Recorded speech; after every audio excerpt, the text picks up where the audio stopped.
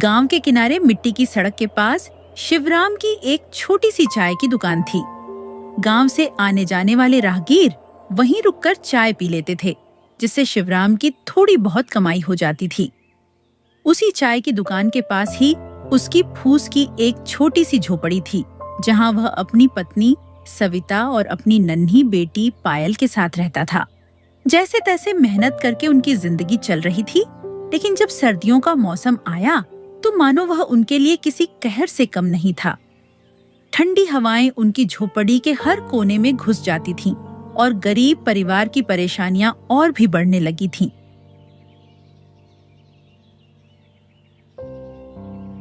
आज ठंड कुछ ज्यादा ही बढ़ गई है। झोपड़ी के छेदों से ठंडी हवा भीतर आ रही है और पायल बहुत ठिठुर रही थी।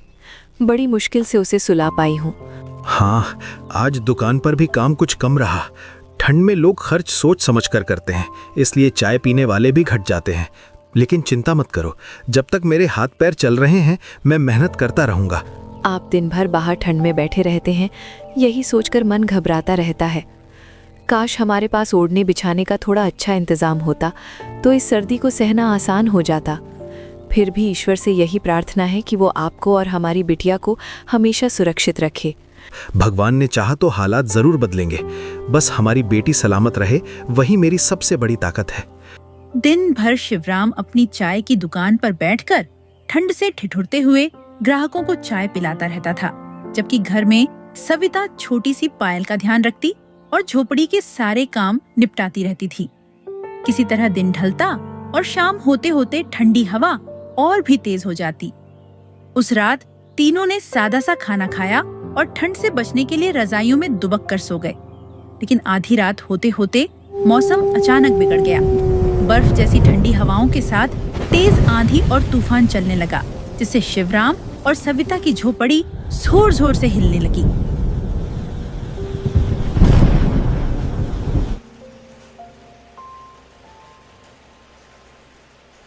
ये कैसी भयानक हवा चलने लगी है, झोपड़ी पर जैसे उखड़ी जाएगी। छत जोर जोर से हिल रही है। मन बहुत डर रहा है। पायल भी घबरा गई है, उसकी सांसें तेज चल रही हैं। ऐसा लग रहा है जैसे अब यहाँ रुकना ठीक नहीं है। हमें तुरंत बाहर निकल जाना चाहिए, कहीं झोपड़ी गिर ना जाए। हाँ, अब देर नहीं करनी चाहिए। हवा और तूफान बहुत तेज हो गया है, झोपड़ी ज्यादा देर टिक नहीं पाएगी। तुम जल्दी पायल को गोद में लो, मैं बाहर रास्ता देखता हूँ।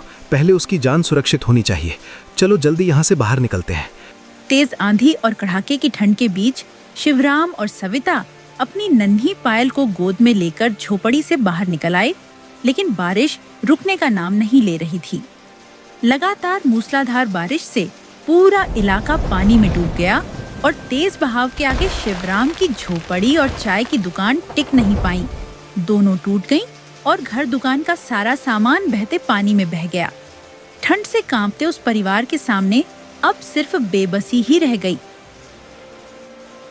डर मत करो, पहले यहाँ से निकलना जरूरी है। जो होना था हो गया, अब जान बचाना सबसे अहम है। किसी ऊंची जगह की ओर चलते हैं। भगवान पर भरोसा रखो, अभी हिम्मत हारने का समय नहीं है। बाढ़ का पानी तेजी से बढ़ता देख शिवराम अपनी पत्नी सविता और नन्ही पायल को साथ लेकर एक बड़े पेड़ की ओर बढ़ जाता है।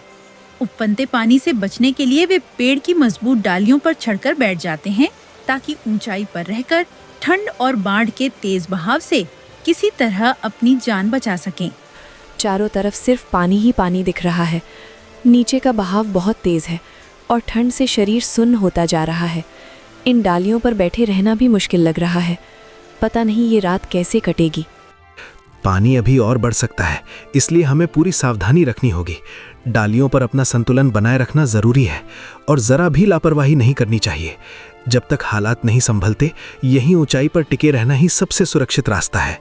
इसी बीच पानी का बहाव अचानक बहुत तेज हो जाता है और पल भर की चूक में पायल उफनते पानी के साथ बह जाती है।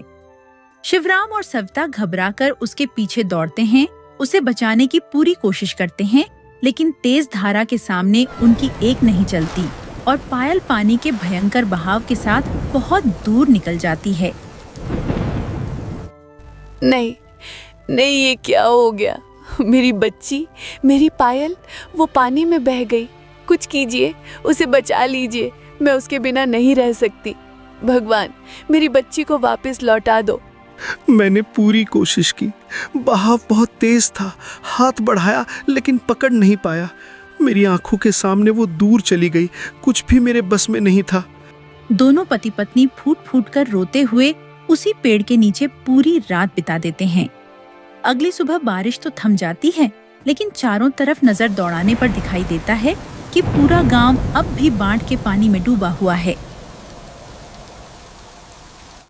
अब हमें हिम्मत नहीं हारनी है, चाहे कुछ भी हो हम उसे ढूंढेंगे। जब तक सांस चलेगी कोशिश करते रहेंगे। पूरी रात निकल गई, आंखों के आंसू सूखने का नाम ही नहीं ले रहे। चारों तरफ पानी ही पानी है, गांव पहचान में नहीं आ रहा। मन बहुत घबरा रहा है, समझ नहीं आ रहा वो अब कहाँ होगी। यहाँ बैठे रहने से कुछ नहीं होगा, बहाव उसे यहाँ से बहुत दूर ले गया होगा। चलो पास के दूसरे गांव की तरफ चलते हैं, हो सकता है वो वहीं तक पहुंच गई हो। जब तक खुद जाकर देख नहीं लेते तब तक मन को चैन नहीं मिलेगा। हाँ, शायद वहीं कहीं मिल जाए। चलिए, देर मत कीजिए। पायल को ढूंढने की आस में शिवराम और सविता कमर तक भरे पानी में उतरकर आगे बढ़ते रहे। चलते चलते ठंड और थकान के साथ उन्हें बहुत ज्यादा भूख भी सताने लगी। फिर भी वे उसे पुकारते हुए आगे बढ़ते गए और कब दूसरे गांव तक पहुंच गए उन्हें पता ही नहीं चला। लेकिन इतनी तलाश के बाद भी पायल का कहीं कोई पता नहीं चला। अब तो पैरों में जान ही नहीं बची। ठंड और पानी ने शरीर तोड़ दिया है। बहुत जोरों की भूख लग रही है। एक कदम भी आगे बढ़ाना मुश्किल हो रहा है। मुझे सामने एक ढाबा दिखाई दे रहा है, चलो वहीं चलकर कुछ खा लेते हैं, थोड़ी ताकत आ जाएगी। बस थोड़ी हिम्मत और रखो, पहले वहां पहुंचते हैं, फिर आगे का रास्ता देखेंगे।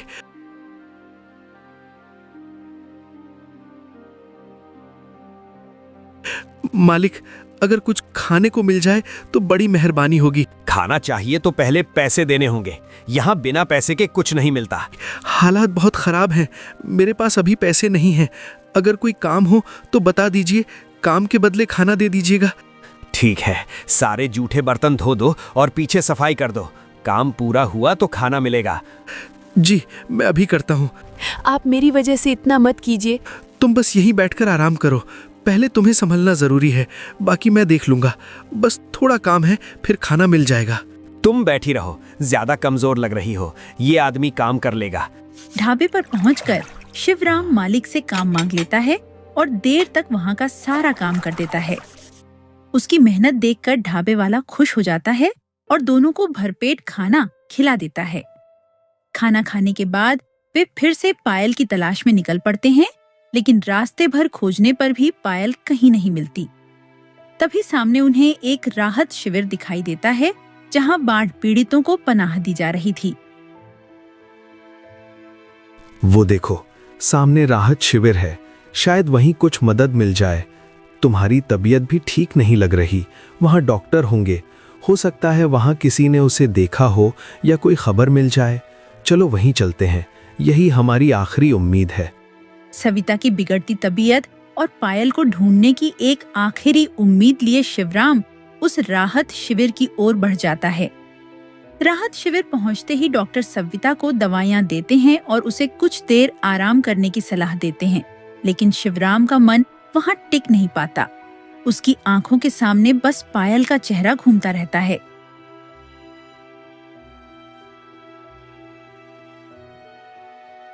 बेटी की याद में सविता का रो रो कर बुरा हाल हो जाता है और लगातार चिंता व कमजोरी के कारण उसकी हालत संभलने के बजाय और बिगड़ती चली जाती। डॉक्टर साहब, इनकी तबीयत ठीक नहीं हो रही है, दवा लेने के बाद भी हालत और बिगड़ती जा रही है, बहुत कमजोरी लग रही है। आप जरा फिर से देख लीजिए, मुझे बहुत चिंता हो रही है। मैं समझ रहा हूँ, लगातार ठंड, भूख और सदमे की वजह से हालत बिगड़ी है। मैं कुछ और दवाइयाँ दे रहा हूँ, इन्हें समय पर दीजिए और इन्हें पूरी तरह आराम की ज़रूरत है। चिंता कम रखने की कोशिश करिए, तभी असर पड़ेगा। सविता, मैं दवा ले आया हूँ, डॉक्टर ने कहा था ठीक हो जाओगी। उठो ना, प्लीज आंखें खोलो, ऐसे चुप मत रहो, कुछ तो बोलो, तुम्हारी आवाज सुने बिना मेरा दम घुट रहा है। काफी देर तक शिवराम के जगाने पर भी सविता ने कोई जवाब नहीं दिया। घबराकर उसने उसका माथा छुआ, लेकिन उसका शरीर पूरी तरह ठंडा पड़ चुका था। तुम्हारे हाथ इतने ठंडे क्यों हो गए हैं? देखो, मैं यहीं हूं, मुझे अकेला मत छोड़ो। नहीं नहीं, ऐसा नहीं हो सकता, तुम नहीं जा सकती। मैंने तुम्हें संभाल नहीं पाया, मुझसे सब कुछ छिन गया। हे भगवान, मेरी दुनिया उजाड़ दी। अब मैं किसके लिए जीऊं, किसके सहारे आगे बढ़ूं? सविता अब इस दुनिया में नहीं रही थी। कड़ाके की ठंड और लगातार दुख ने शिवराम की पूरी दुनिया उजाड़ दी थी। एक ही झटके में उससे उसका पूरा परिवार छिन गया था। वह सविता के पास बैठकर फूट फूट कर रोता रहा। उसकी सिसकियों में सिर्फ खालीपन और टूटे हुए सपनों की आवाज गूंजती रही।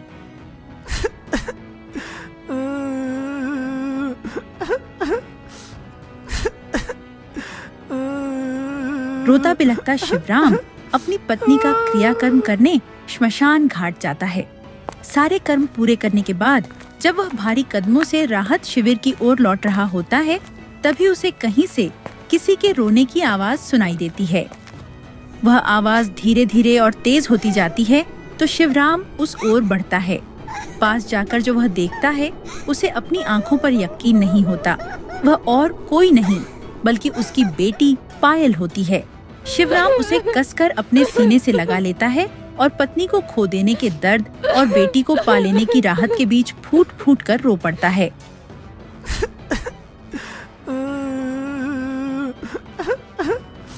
पायल, मेरी बच्ची, सच में तू जिंदा है। एक पल के लिए लगा भगवान ने मेरी सुन ली। मैंने तुझे खो दिया था, सब कुछ खत्म हो गया था। तेरी माँ, मेरी दुनिया। आज जब तुझे फिर से अपनी बाहों में पाया है तो लगता है जैसे मुझे फिर से सांस मिल गई हो। अब कहीं नहीं जाने दूंगा, चाहे कुछ भी हो जाए। तू ही मेरी आखिरी ताकत है, मेरी जिंदगी का सहारा है। बाबा, मुझे बहुत डर लग रहा था, सब तरफ पानी ही पानी था। मैं आपको ढूंढ रही थी, मुझे लगा आप ही नहीं मिलेंगे। अब मुझे छोड़ना मत बाबा, मुझे कहीं मत जाने देना। शिवराम अपनी बेटी पायल को सीने से लगाए बैठा था, लेकिन उसके दिल में एक भारी बोझ था। वह चाहकर भी पायल को सच्चाई बताने की हिम्मत नहीं जुटा पा रहा था।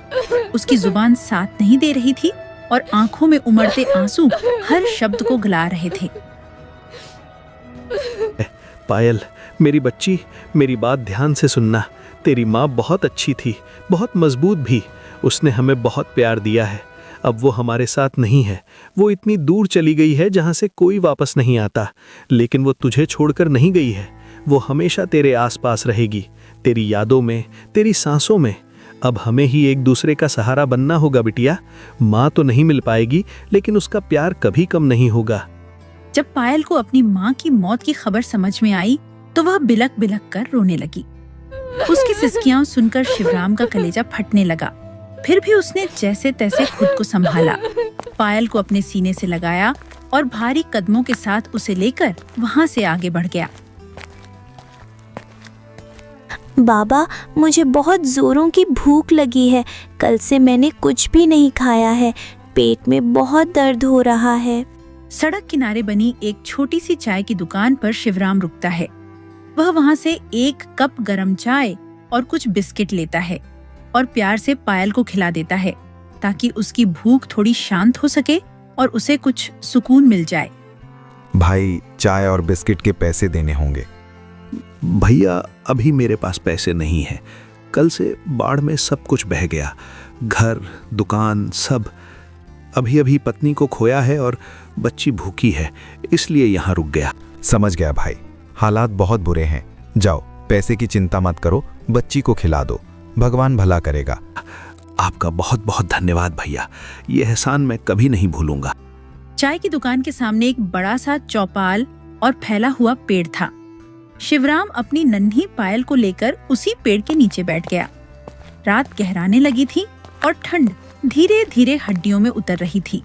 तभी अचानक एक कुत्ता अपने मुंह में रोटी दबाए वहां आया, पायल के पास उसे गिराया और तुरंत भाग गया।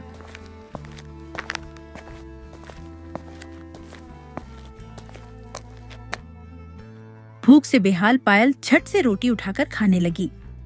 यह दृश्य देखते ही शिवराम का दिल टूट गया और वह जोर जोर से रोने लगा। उसकी सिसकियों की आवाज सुनकर चाय की दुकान वाला घबराकर तुरंत वहां दौड़ा चला आया। अरे भाई, क्या हुआ? तुम ऐसे क्यों रो रहे हो? बच्ची की हालत देखकर दिल कांप गया। साफ साफ बताओ, क्या बीत गई तुम पर?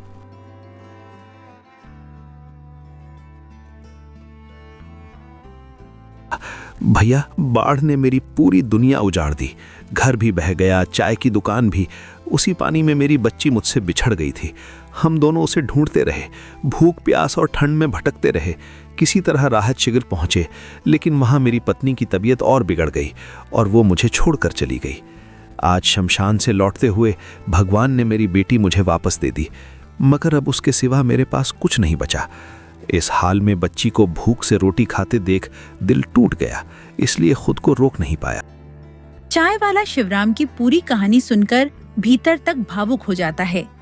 वह बिना कुछ कहे शिवराम और पायल को अपने साथ ले चलता है और अपने घर ले जाता है।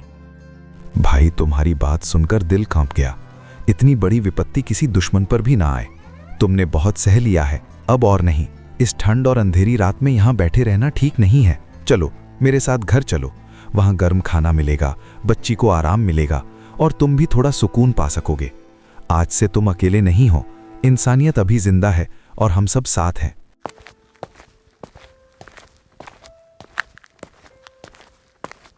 घर पहुंचने पर वहां उसकी पत्नी मौजूद होती है, जो दोनों को देखकर हालात समझ जाती है और उन्हें अंदर बैठने के लिए कहती है।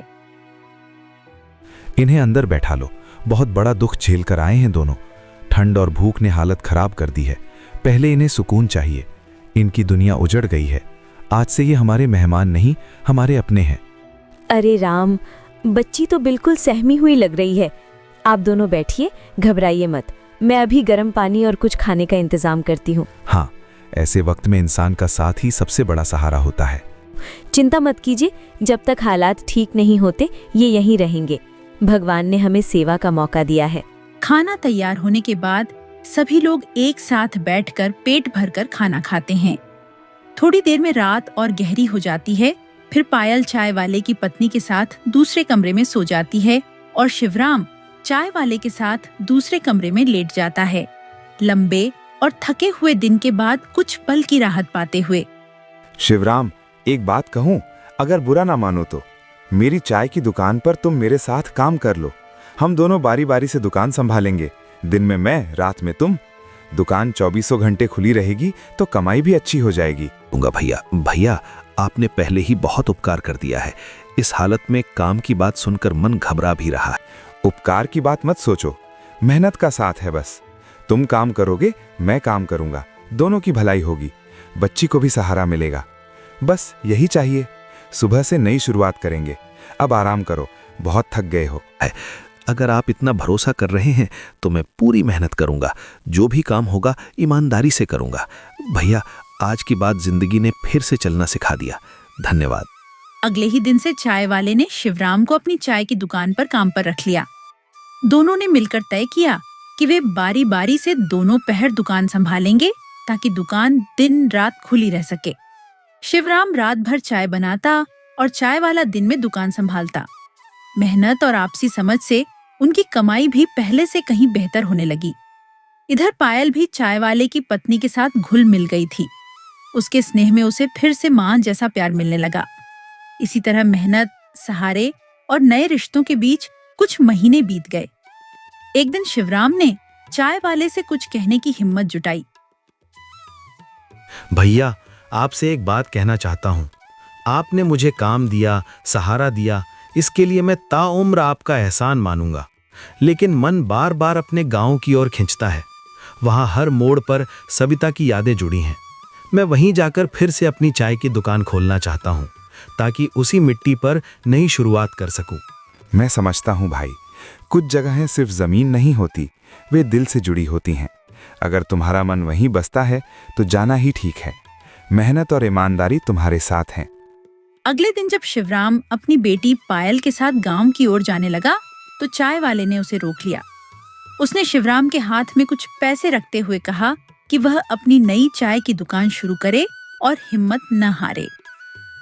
शिवराम, जाते वक्त ये थोड़े से पैसे रख लो, वहाँ नई दुकान खोलने में काम आ जाएंगे। हालात चाहे जैसे हों, हिम्मत मत हारना। भैया, आपने जिस दिन मुझे अपने घर की दहलीज पर बैठाया था, उसी दिन से मुझे लगा था कि भगवान ने मुझे फिर से सहारा दे दिया है। आपने मुझे काम दिया, इज्जत दी, मेरी बेटी को माँ का प्यार मिला। ये सब मैं जिंदगी भर नहीं भूल पाऊंगा। ये पैसे मेरे लिए सिर्फ मदद नहीं है, बल्कि नई शुरुआत की ताकत है। मैं वादा करता हूं कि मेहनत और ईमानदारी से फिर से अपनी दुकान खड़ी करूंगा और आपकी दी हुई इस मदद को कभी व्यर्थ नहीं जाने दूंगा। दिल से आपका धन्यवाद भैया। उस सहारे और भरोसे को पाकर शिवराम की आंखें भर आईं। उसने पायल का हाथ थामा और नई उम्मीद के साथ आगे बढ़ गया। गांव पहुंचकर शिवराम उसी पुरानी जगह पर जाता है जहां उसकी पत्नी सविता की यादें हर कोने में बसी थीं। उसी मिट्टी पर उसने फिर से एक छोटी सी झोपड़ी खड़ी की और टूटे हुए हौसलों को समेटकर अपनी चाय की दुकान दोबारा शुरू की।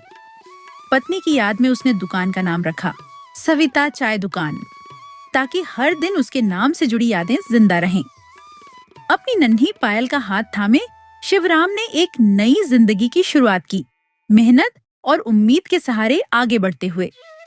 हालांकि समय के साथ जख्म कुछ भरने लगे, लेकिन सविता की कमी आज भी दोनों के दिलों में कहीं न कहीं चुपचाप बनी रही। एक ऐसी खाली जगह जिसे कोई भी पूरी तरह भर नहीं सका।